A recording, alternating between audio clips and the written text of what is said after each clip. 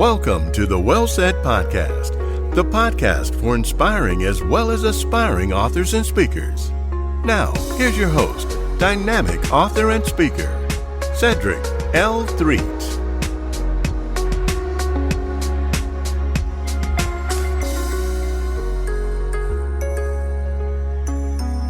What's going on, great people? Hey, welcome once again. And you know why I call you great people?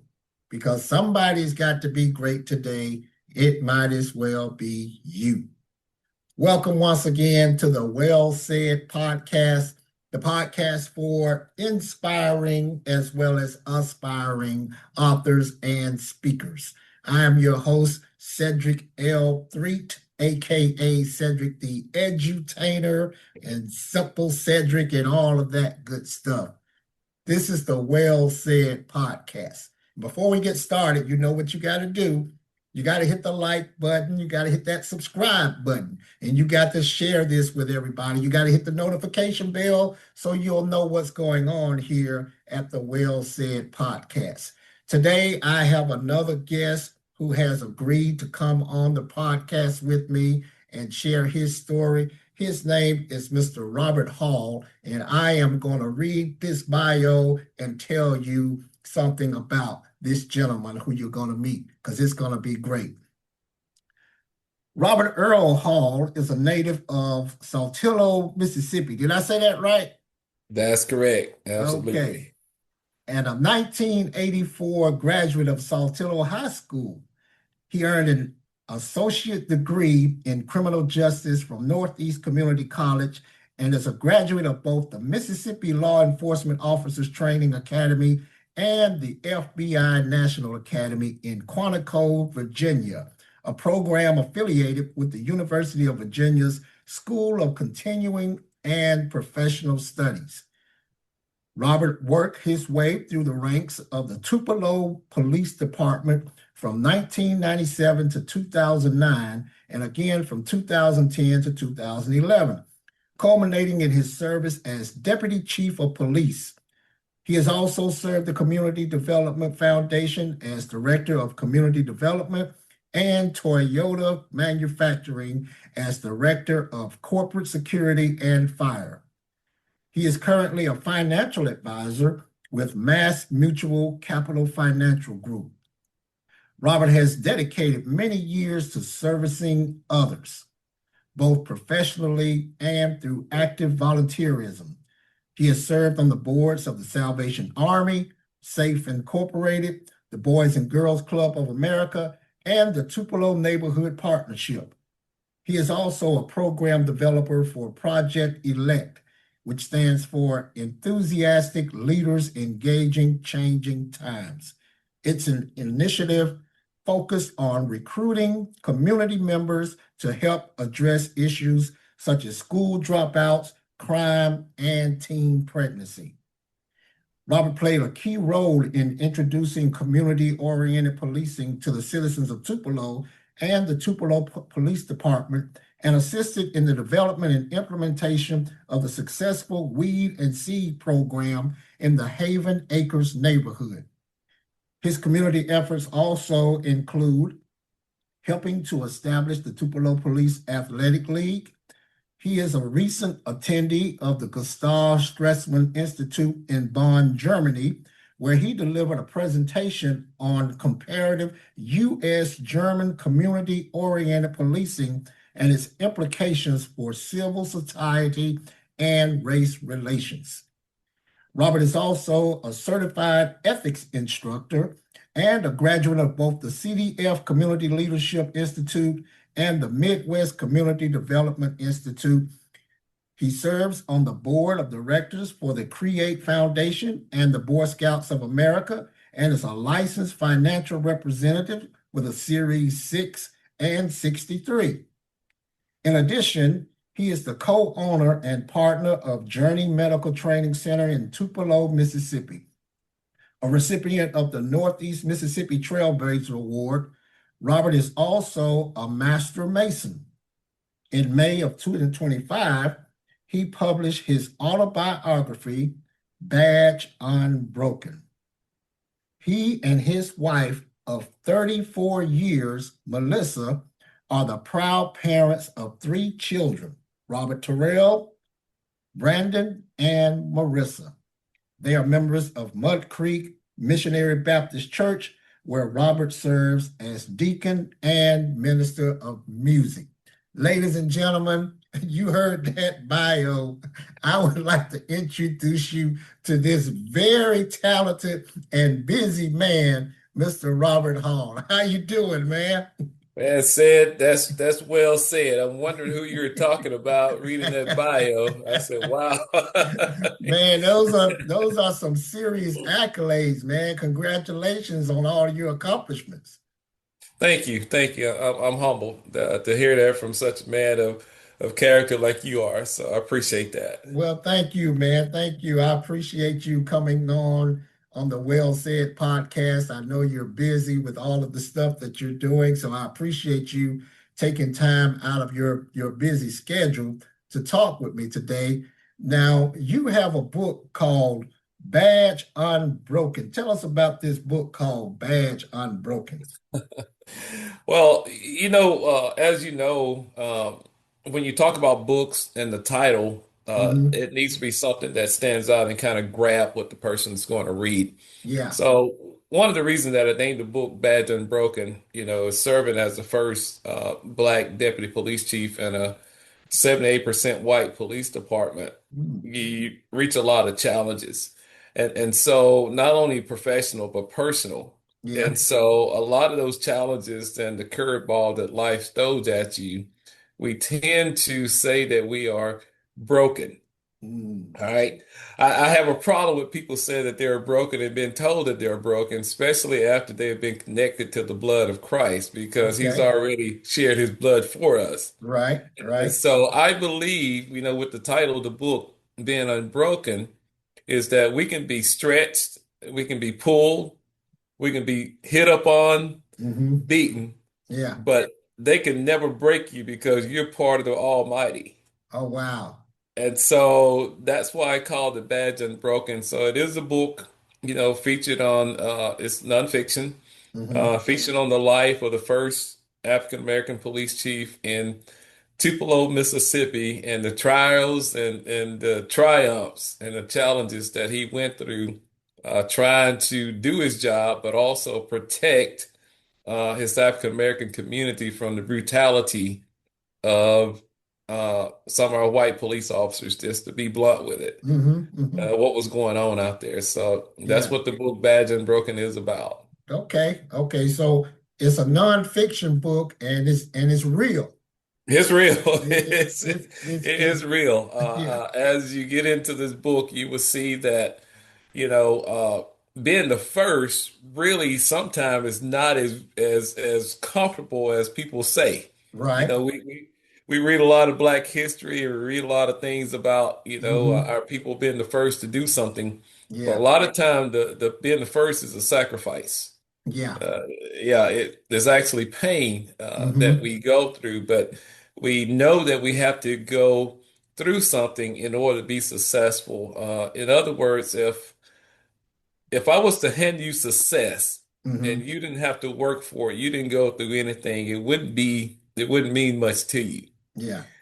But when you have gone through, the hard parts of life and you've been hit and you've been detoured off the course that you put yourself on, then you hit success. Now you've got something to share with your brothers and sisters on how, I made it to this point. Right. And so that's part of the reason I wanted to put this writing out there. Okay. We're talking, ladies and gentlemen, to Mr. Robert Hall, author of the book called Badge Unbroken. Now, you mentioned being the first, is not as glamorous as people may make it seem. I look at someone being the first as being a trailblazer. As a matter of fact, just like yesterday, I think I saw on the news, it was the 70th, and I got to say that right, it was 70 years since Rosa Parks sat on that bus in Montgomery. So was the first, and she was a trailblazer. And there was Hmm. someone else who actually did it before she did, but she was the one that was most known for doing it. So in that regard, she was a trailblazer, much as yourself. And you Hmm. mentioned going through all of these things and being battered and broken and hit and all of this. It kind of reminds me of a book that I keep saying I'm going to do this book, and I haven't done it yet. I need to do it. I want to write this book. Well, not write it, but I just want to interview people who have been through things such as yourself and been through these things, have been battered and scarred and have all these wounds. Hmm. And you've heard of the TV show called Dancing with the Stars. I have, yes. I want to write a book called Dancing with the Scars. Oh my goodness. You better Yeah. go ahead and earmark that and go ahead and put your mark on it. Nobody can Yeah, take yeah, it. that's what I want to Yeah. do. I want to write a book Yeah. called Dancing with the Scars because so many of us have been broken and scarred and wounded, but we're still here. God is still Still here. blessing us and we're still dancing. And that's Still what I want to dancing. call it. I like that, Sid. I like Yeah. that. Yeah, Yeah. so so look out for it now because I'm going to have to come and interview you and have you tell your story and put your story in the book. Yeah. But Absolutely. yeah, and you talk about those plans, man, how we have a path that we want to go on, That's but right. those things can get sidetracked. I think one of my favorite, I love sports. I Hmm. am a sports fanatic and I love sports quotes. And one of my most favorite sports quotes is remember when Mike Tyson was the baddest man on the planet? And I remember before one of his fights, he was walking down the aisle and the commentator tried to interview him and he said, Mike, I don't remember who he was getting ready to fight, but he said, so and so has a plan on how to beat you. What do you say to that? And Mike looked at him and this was the greatest sports quote ever. He said, everybody got a plan until they get hit. That may detour him off his purpose, Yeah, right? yeah. Everybody got a plan until they get punched in the mouth. And that's what life does. I mean, Yeah. life does that to us, man. We have all of these plans of what we want to do and how Hmm. we want things to go. But when life punches you in the mouth, man, you have to Well, go life another punches. way and Yeah. adjust. So, I will say when I'm talking to people of your caliber and man, uh-huh. leaders like you are, I love taking notes, man, and what you Yeah. just said, I feel that we always can learn. Oh, yeah. No doubt. And so we remain teachable. Mm-hmm. I use the acronym FAT, FAT. I got to be faithful. I got to be acceptable Mm-hmm.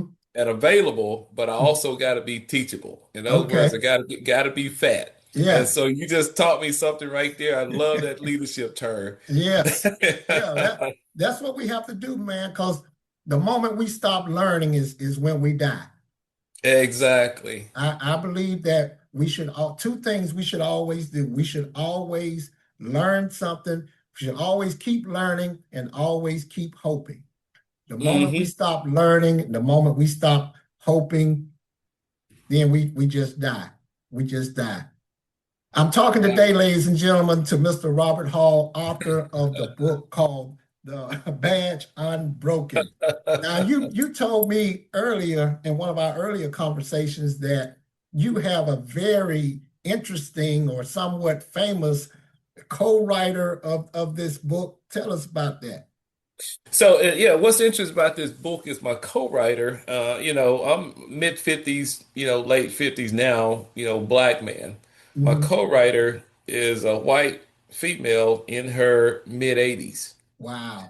Yeah, and so the thing about it is that her and her husband, they knew me well back when I was working the streets, and Dr. Von Grisham, who is the cousin of John Grisham of A Time to Wow. Kill and all of that, actually Yeah. came in and rode with my unit, and you read that in the book. Hmm. And so as the years, prevail, now we're back at this. And after I started trying to write my book, he said, I'd love to be a co-writer on it, but I have so many in the fire right now.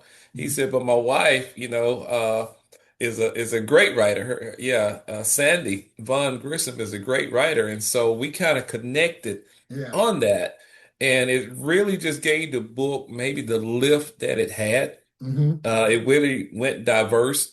And even though it's a book written on race relations and effective change, it really Hmm. has drawn an audience that I didn't think that it would actually draw.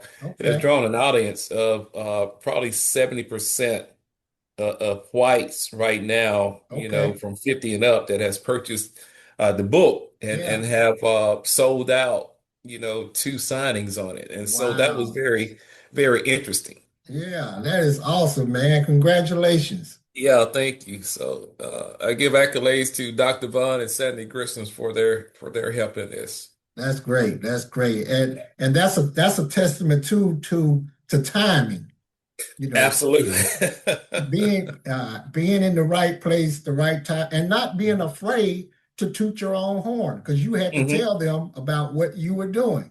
And they Hmm. said, "Hey, well, I got so and so and so and so. I may not be able to help you, but my wife she's a great writer. She can do this." And I tell people all the time, don't be afraid to toot your own horn. If you have written a book, tell everybody about your book. Everybody that comes within 3 feet of you, tell them about your book. You don't know who you're going to meet. You That's may be meeting a publisher from Simon and Schuster or Mhm. one of these other famous publishers. Everybody knows somebody. and, So, and ask for help. yeah. There's nothing wrong with getting help, and me being associated with them and getting help from them. Right now, we're in the talks with a local film crew that's working on the documentary for Badge Unbroken. Wow. And I will say, I am not the one that's raising the money. I'm not Hmm. the one that's soliciting, where everything is going to be done and the story. Yeah. It's people that don't look like me. Yeah. So Yeah. it's a race-based book, Hmm.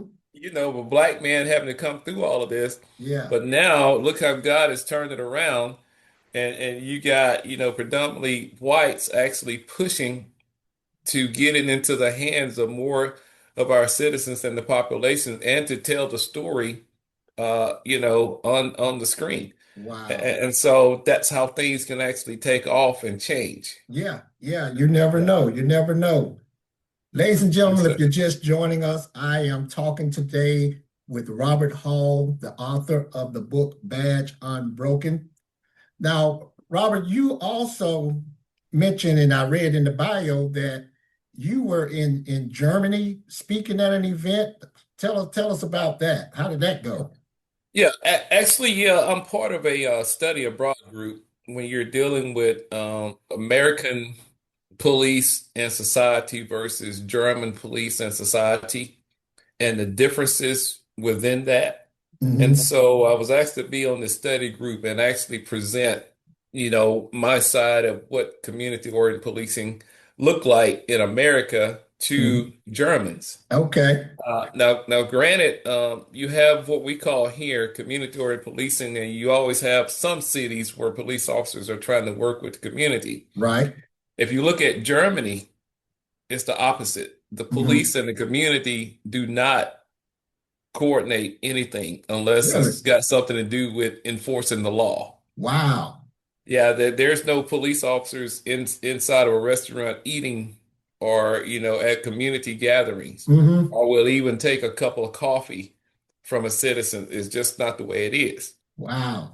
So I visited three cities over there. Hamburg Hmm. was one, and then also Berlin, Okay. was one, and Orenburg. So, Hmm.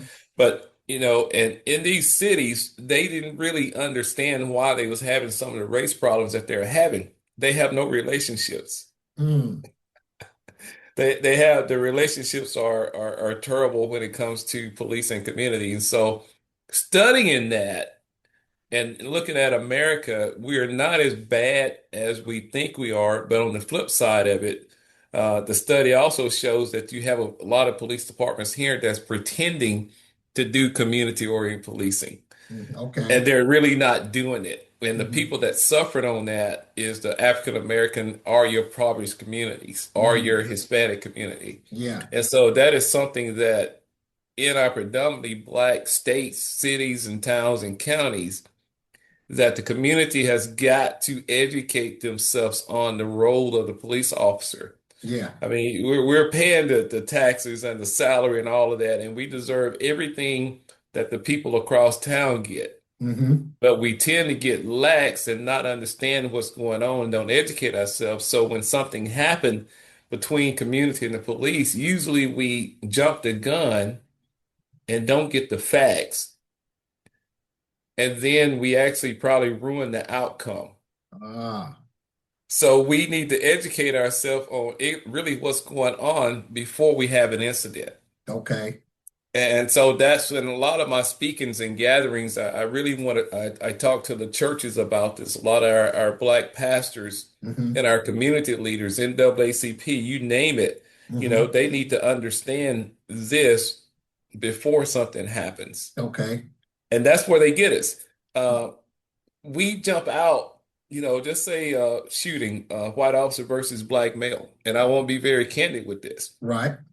The first thing we want to do, especially a lot of black leaders, hey, we're going to go and confront, we're going to march, we're going to get on TV. Hmm. And we haven't gathered the facts yet. While the Right. officers and the attorneys are in the room gathering that's, you know, way ahead of what we're going to do as a community. Yeah. But if we understood those steps that they take, we would Hmm. sit back and understand the investigation first, Yeah. gather our notes, and Hmm. then we would ask the hard questions. Yeah. Yeah. I've actually witnessed that in my own hometown here just recently. I would say within the last 6 months or so, we had an Hmm. incident where something happened and everybody rushed to judgment, and a lot Hmm. of times what I hear you saying, and correct me if I'm wrong, a lot of times we are reactive as opposed to being proactive. Absolutely. Yeah. Absolutely. And so that's where I stay in trouble a lot, Hmm. especially now. I actually talk about it in the book, but I don't mind staying in trouble as long as it's probably going to save a life or put a community on the level that we need to be. Hey, it's as And John Lewis says, good trouble. it's good trouble. And Yeah. so I'm in a position now that I can talk and speak my mind. So part of my goal with this book is to visit these predominantly black towns, the Hmm. black churches, and all of this, and actually share my story as a Okay. black officer in Yeah. charge that needing to protect a young black male Hmm. that could be guilty, could not guilty, but the officers can't be the judge and the jury on the street. Right.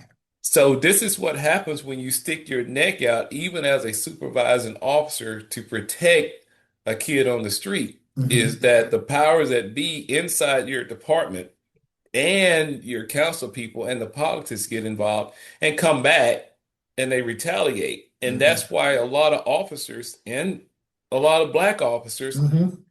overlook Yeah. things. And Yeah. they see that people are being mistreated and misused on the street, but they turn their head just to protect their own skin. Wow. That bothers me. Yeah. Yeah. So, but as an example, look what happened to me when I confronted the situation, even though I was an officer in charge. But Uh-huh. the flip side of that is, I'd rather be sitting here out of police work talking to you about that incident than Hmm. to be in police work holding information back. One day, your son or your kids may Hmm. be misused by the same cops. Yeah. Yeah. Yeah. So that really bothers me when our police officers see this and they don't stand up. And the Wow. community, yeah, don't know how to confront these officers that's not standing up for the wrong or Okay. for the right. There you go. Yeah. Yeah. So you see Um, why I stay in trouble. hey, but it's good trouble. It's good trouble.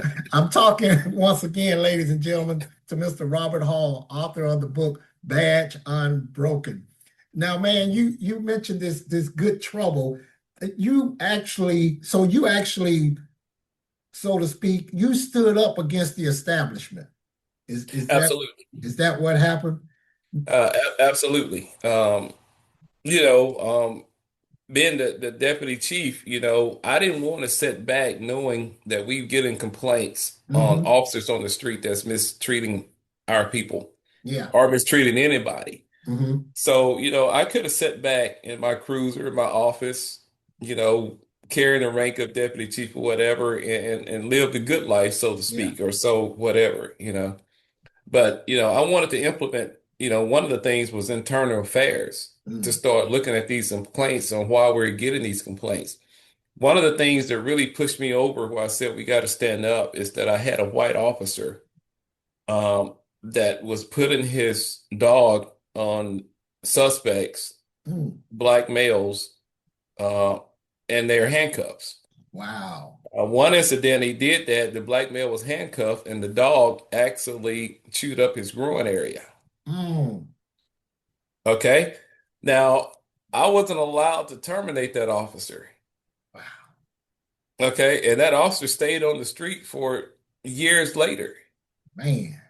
until he kept on getting into trouble. Yeah. And so, and this is the thing of where, our political people and our community leaders, and I put a lot on our black churches, Hmm. said, is that we've got to educate ourselves, Yeah. talk to people like me to Hmm. get ahead of the game on these things. Yeah. And that's why I'm not in police work today. So I went from being a top cop, FBI National Academy graduate, Hmm. second in charge, all these accolades, Yeah. years of training and investigations to defending myself against the same system that I work for. Wow. Man. So you see what I'm saying? Yeah. And so where do we get this effective change? We've got to start looking at these things where we can do effective change. Okay. Now you mentioned that you go out and you speak at churches and other organizations and you do this. Give us your information so that people can know how to contact you if they're interested in having you come and speak to their organization. Sure. Yeah. Robert Hall, you can reach me at 662-687-1505. Hmm. You can call me anytime. If you miss me, it'll roll over to my assistant. Her name is Austin Davis. Or, Hmm. shoot me a text, give me a call. I'd love to speak to men's group. I love to speak on Black History organizations or NAACP, church, outings, you name it. Hmm. Just to give my story about the book, but also give solutions. Talk about what can happen and what can be better. So Yeah.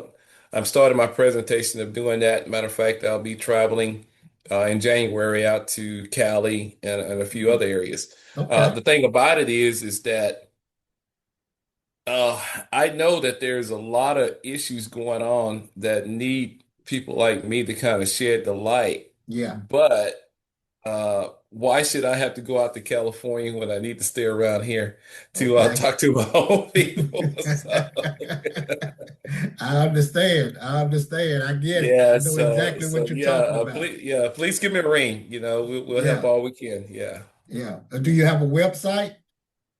Yeah, there is a website, Badge Unbroken, that they actually can go on, and also Facebook. Okay. You can get us on Facebook as well. Okay. Is it Um, uh, badgeunbroken.com? badgeunbroken.com, yes, and Okay. you can look on the Facebook as well. And it just Okay. tells a lot about me, a lot about my history. Yeah. Even go to my personal Facebook page Okay. as well. That's awesome. That's awesome. Talking once again, ladies and gentlemen, to Mr. Robert Hall, author of the book Badge Unbroken. Now, you mentioned being proactive as opposed to being reactive and community policing. Talk to Mhm. us about this community policing. What does community policing look like? So, community policing, to me, it looks like this and being proactive. So, one of the things that I put together, you mentioned in the bio, Project Elect, that Hmm. stands for Enthusiastic Leaders Engaging in Changing Times. Okay. And the reason said that I wrote that program is in 2008 when we was looking to bring Toyota into Tupelo, Lee County, Mississippi, into the Pontotoc, Union, and Lee County areas. Hmm. Uh, the Black people weren't ready. the businesses weren't ready, even the workforce wasn't ready. A lot of that workforce was going to come from bigger cities, like coming out of Cali, coming out of Texas, coming out of Kentucky. Yeah. Okay. And it was the help of 2008 when the economy, went downhill, is that Toyota couldn't open, which gave us an opportunity now to go out and start educating the Black workforce and the Black businesses on how to do business with a corporation like Toyota. Hmm. And so that's why I put together Project Elect. And what I put on there, we always have a foundation of ministers on there. I have medical doctors on Project Elect. I Okay. have people that's in education on Project Elect, people with attorney backgrounds on Project Elect, and we bring all that together.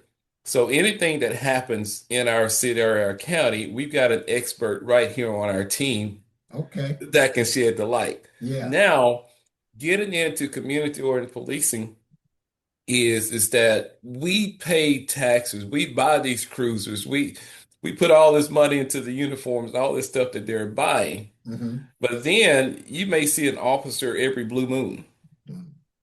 You know, Yeah. why is it that we can't see officers walking the neighborhoods on foot when nothing has happened, getting to Yeah. know the people so when something happens, the people are not afraid to talk to them? Right. Why aren't we looking at cleaning up the streets and making sure the garbage is off the street or the street lighting? All of this goes into your patrol. Yeah. One of the officers that trained me, you read about him in the book, his name was Marvin Brown. Hmm. Marvin Brown was actually one of the first Black officers in Tupelo, and he was hired off the sanitation truck just because they needed Black cops. Okay. Well, he couldn't read or write, but what Hmm. Marvin knew was his community. Okay. He knew every household, he knew every business, he knew every street. Yeah. And so when I started riding with Marvin, that's how he got through his shift. And that's how I learned really the basics before we even called community or policing. He Hmm. knew that. Yeah. The barbershops knew him. Yeah. So he couldn't read or write, but he knew how to work the streets and handle the community. Yeah. Now, let me ask you this. In your community, Hmm. and if they say they're doing community or policing, let me put you to the test. Walk into a local business, a local church, a local barbershop, Hmm. and you ask them, say, hey, who is the officer that's working your area today? Okay. And 90% of the time, they're going to say, who? Yeah. And if they tell you that they're doing community or in policing and you've been running a barbershop or a business or this church has been here for 50, 60 years Yeah. and you don't know who that officer is, Hmm. and I'm going to use what my English teacher not to say, ain't no community or in policing going on. So there should be, there should be a police athletic leagues. There should be, Hmm. community events with Yeah. all of these where the officers are getting to know the community, Hmm. getting to know our kids in the school and knowing all these things. And so that's the background Yeah. of community oriented policing. Yeah. It makes a big difference because when I was growing up, it wasn't called the Police Athletic League. It was called the PAT, the Police Athletic Teams. And Mm, all of our communities had baseball teams. And the uniforms and the equipment was sponsored by the police department. right. And that made a huge difference. And for some reason, the city got away from it. And I think they're getting back to going around and having it going again for the young kids. But it was a big help.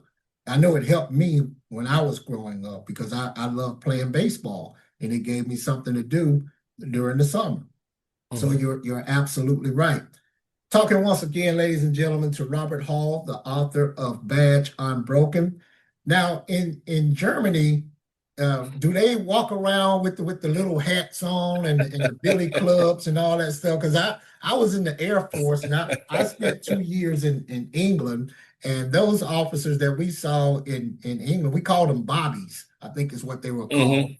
And they had the little tall hats and they didn't carry a gun. They just had those billy clubs that would let you know they meant business with their billy club. So what does it look like in Germany? That was in England where I was, and I don't know Yeah, if it's still that it's way. really different. I mean, you got the uniform. Yeah, they do carry the weapons. They do still carry, the clubs and all of this. But in Germany, there's a lot of teams that they have to have with riot control, Mm, which is one of their biggest problems, especially with the big what they call football, which is soccer and all of hmm this. They have to have officers that's trained for riot control, and so that's one of the biggest things with them. But when you see a German officer, it's just he's gonna look at you mean. Wow. He's not gonna, and especially being African American. hmm It is not a friendly environment. It's actually a scary environment, Mm, because he knows the law and that's what's going to be enforced. yeah. But here's the flip side of that, though. Their crime is so much lower, and I can't pull the percentages out, Yeah. than it is over here because Germans don't play. Real. Yeah. They don't play. And what's scary about that versus the States right now, especially a lot of our communities, hmm is when you have people getting shot down on the street every other day, Yeah. kids, teenagers, or whatever, hmm and it's almost just like another day. Yeah. Nobody's out marching or raising heck on that. Right. That's a problem. Yeah. But when a white officer shoots down a black, Yeah. then everything's got now. What's wrong with that scenario here? In other words, we've got to start policing our own communities to say this is not going to happen Right. anymore. It is not okay for every other day we have a teenager who's been shot down in the street. Now hmm he's dead, but Yeah. then now you've got you've got another one going to jail for life. Right. Back in the day, Willie Lynch said, "You play them against each other." hmm You keep the light skinned black against the dark skinned black, the young Yeah. against the old, hmm they would destroy themselves and we will always have power over them. Yeah. That is the truest statement that ever been wrote in that letter. Yeah. Because as long as they can keep me and you against each other, we can't Yeah. gain any power because I'm fighting you while they're planning. Yeah. I told you I stay in trouble. There's nothing wrong with that. Again, that's good trouble. That's good trouble. Talking to Mr. Robert Hall, ladies and gentlemen, author of the book Badge Unbroken. And that was going to be my next question. And you've already mentioned it. I was going to ask you about the crime rate. Is it lower or higher over there because of the Mhm. way they do their policing? And I agree with you, man. I think it's so sad, and I don't want to get political and criticize any groups or anything, but Mhm. we talk about Black Lives Matter, and I ask myself, well, do they? Because it seems like to me they only matter when a white cop shoots a black kid, because Mhm. obviously they don't matter because we're out here killing each other. But again, that's another story for another day. I don't want to criticize them. I think it's needed. I think the problem is with the wording when you say Black Lives Matter, Mhm. because people go around saying, well, all lives matter, which they Mhm. do. I think they should have said Black Lives Matter too, TOO, Mhm. because they matter also. But again, I don't want to get on my soapbox.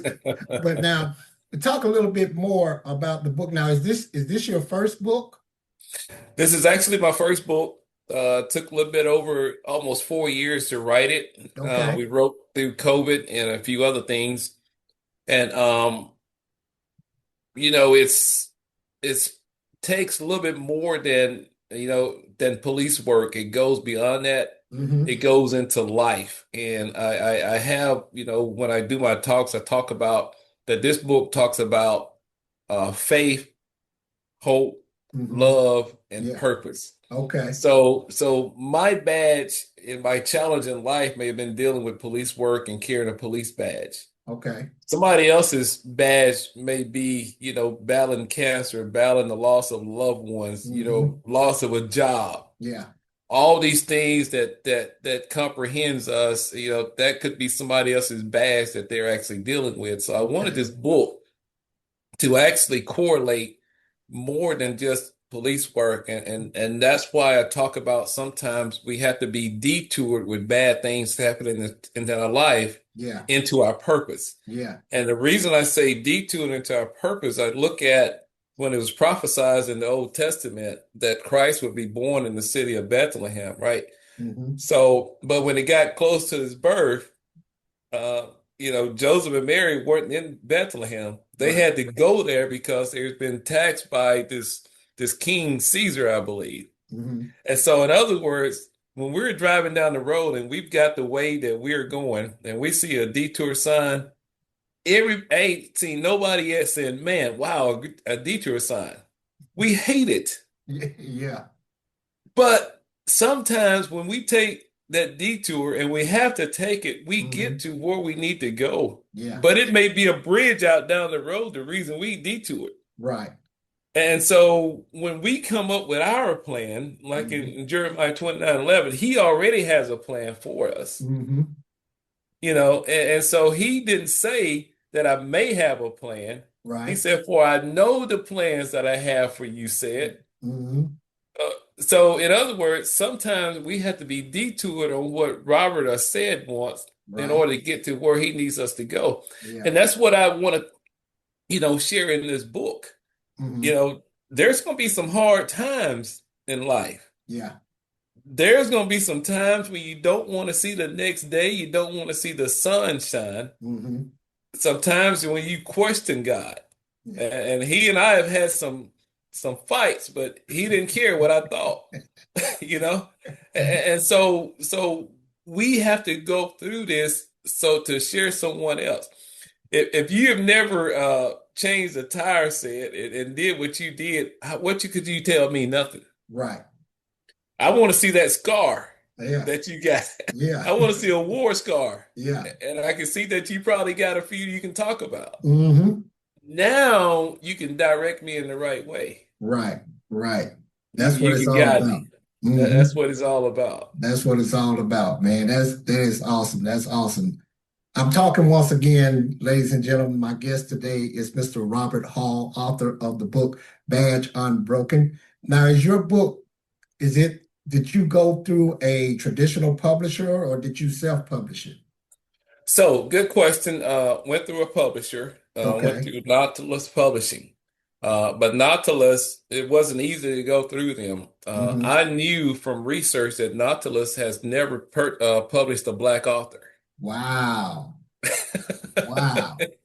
Never published a Black author. And so Nautilus Publishing actually turned down my team 3 times. Okay. From publishing this book. Yeah. And so Neil, which is the owner of Nautilus Publishing, the last time he turned us down, I said, well, I think I'm just going to give him a call. Okay. I'd never talked to him personally. It's been the other people out front, the editors and all that, talking to him. Yeah. And I called him. Okay. And I said, look, man, you'll never get another book like this. Let me tell you what Robert Hall is saying, not my writers or this. Let me tell you a little bit about me. Yeah. And that's how hard it is. And from yourself, or an author, it's hard. And so let me tell you about me. Let me tell you why you need to publish my book. Mm-hmm. And it was a week and a half later, I got an email. He said, I think we can do this. Wow. So when someone tells you no, they can't tell you nothing else. Get them to tell you no again, or get out, keep going. Yeah. Keep driving. Yeah. It's almost like a football field. The first time you get hit, you're going to take your helmet and run. But going through life and what I've been through, and I can see it on your face too, you've been through some things. Oh, yeah. They may tell me no, but they don't know what they're missing. Exactly. So now it's one of his best sellers. Yeah. That's awesome. That's awesome. And see, so with this publishing company, you said they've never published a Black author before. Never. I'm the first and the only Black author so far. So here you are blazing a trail again.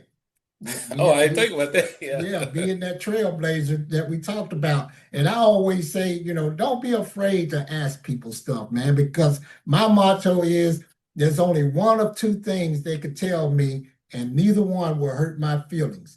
That's yes or no. That's right. If they say no, it's no big deal because I didn't have your business in the first place. So I That's haven't right. lost anything.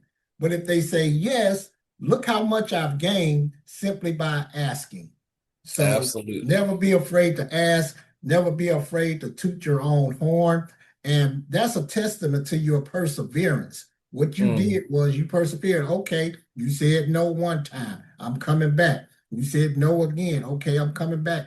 Third time, and then you called them yourself and you sold yourself on it. And that is awesome, man. That is just another testament to the kind of man that you are. And I'm sure he probably heard your character through the phone as you were talking to him. Mm. Well, I appreciate that, man. I know that nobody can tell your story better than you. Exactly. That's what I tell folks. No, nobody's gonna rock your baby like you rock your baby. That's right. That's right. So that's what I'm you gonna got write to that do. one down. Man, you all right? All right. Yeah. Yeah, you think I'm kidding. I'm not playing. Well, that's all right. I'm writing too. I'm making mental notes and everything because Okay. this is great, man. This is why I do this because I love hearing other people's story and I love hearing other people share their stories with the public and let people know what's going on out there and who's out there and share the platform because you're gonna help some people, man. It's Mm. awesome what you're doing, the way you're traveling around and speaking to these community organizations because we need more of that. So give us your information once again. So Robert Hall, 662-687-1505. You also can reach me by, email, um, Robert E. Hall at financialguide.com. Okay. Uh, you're always going to find me, around somewhere around in Tupelo. Everybody knows me, Yeah. yeah, really no stranger to a lot of anybody. Please visit my Facebook. Hmm. You can get the book on Amazon. You can get it at Barnes and Nobles, Okay. Reed's Bookstore, Yeah. also Scrapbooks in Oxford. So Okay. uh, please get it. Please support us. And if Yeah. you need me, please give me a holler. Yeah, man. That Yeah. is so awesome. I'm familiar with Square Books. My friend James, who introduced me to you, Okay. he and his wife Cynthia, they lived there Hmm. in Oxford and they took me to Square Books Junior because I write children's books. Mm. So Square Books Junior, they carried some of my books a few years ago. Absolutely. Oh, wow. Yeah, so I'm familiar with that organization. Well, man, thank you so much for taking time out of your busy schedule, ladies and gentlemen. I have been talking to the great and the wise Mr. Robert Hall, author of the book Badge Unbroken. Do you have any closing remarks for the people, Robert? I'd say keep pushing and find your purpose. And a lot of us live years and years and years, never find our purpose. Hmm. I only found mine about a couple of years ago, but Hmm. I believe it was Mark Twain, and I'll leave you with this quote that said, "There's two important days in a person's life. Hmm. The first day is when you're born, Right. and the second day is when you figure out why." Amen. So we still got a lot of leaders that hadn't figured out why we're here. Yeah. Yeah. Yeah, Yeah, so we need to I figure out think why. I think that is awesome. You got to know your why. When I'm speaking to teachers, I call it why come. Why come into that classroom if you don't know why you're there? Oh wow. Yeah, I call hold it on a the second. yeah, you got to know your why come and you got to know that purpose, man. My motto again is God has a purpose for every man and a man for every purpose.